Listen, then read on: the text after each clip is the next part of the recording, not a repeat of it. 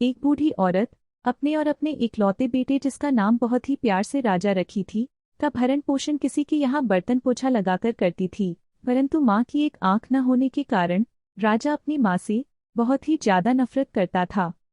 School में भी उसे बच्चे हमेशा चिढ़ाया करते थे। एक दिन तो राजा ने गुस्से में अपनी माँ से कह दिया कि तुम मर क्यों नहीं जाती। इस बात पर माँ चुप रही, कोई जवाब नहीं दिया।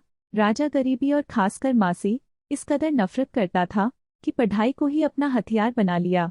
खूब मेहनत से पढ़ाई की और माँ को छोड़कर दूसरे शहर के एक विश्वविद्यालय में दाखिला करा लिया। उसे हॉस्टल भी मिल गया। अपनी बूढ़ी और कानी माँ से छुटकारा पाकर राजा को थोड़ी बहुत राहत महसूस हुई। समय गुजरने के साथ उसे काम मिला, शादी ब्याह की और एक बच्चा भी हुआ। राजा एक ऑफिसर की तरह जीवन जीने लगा। घर के कोने कोने में सिर्फ खुशियां ही खुशियां बिखरी गई कि तभी उसकी नज़र घर के मुख्य दरवाजे पर पड़ी। नज़र पड़ते ही मानो पैरों तले जमीन खिसक गई।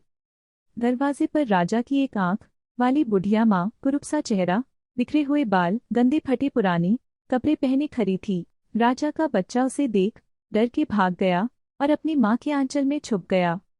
उस बुढ़िया को राजा अपनी माँ कहने में भी शर्म महसूस कर रहा था। उसे समझ में नहीं आ रहा था कि अब वह क्या करे, लेकिन राजा ने जल्द ही खुद को संभालते हुए अपनी माँ से गुस्सैल लहजे में कहा, ये बुढ़िया, कौन हो तुम और यहाँ क्या करने आई हो? चली जाओ यहाँ से, मैं नहीं जानता तुम्हें।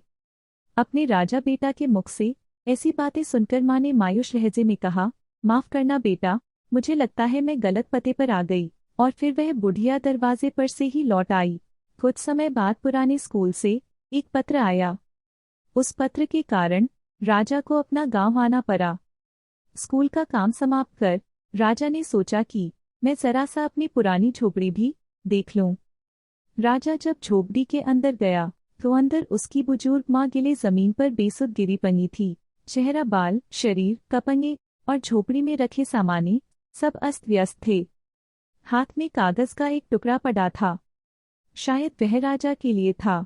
राजा ने जल्दी से माँ के हाथ से वह कागज का टुकड़ा अपने हाथ में लिया और सरसराती नजरों से उसे पढ़ने लगा।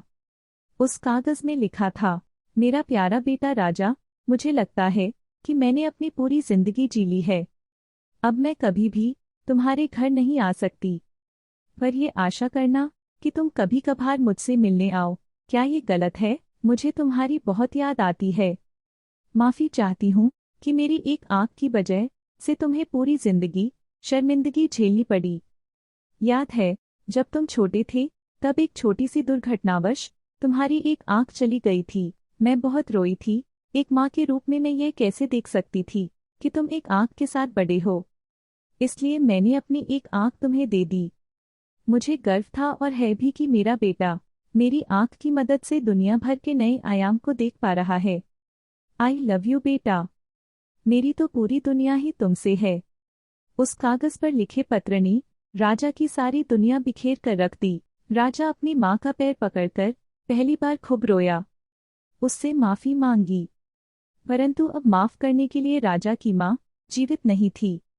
दोस्तों, माँ से हमारी दुनिया है, इसका अपमान न करें।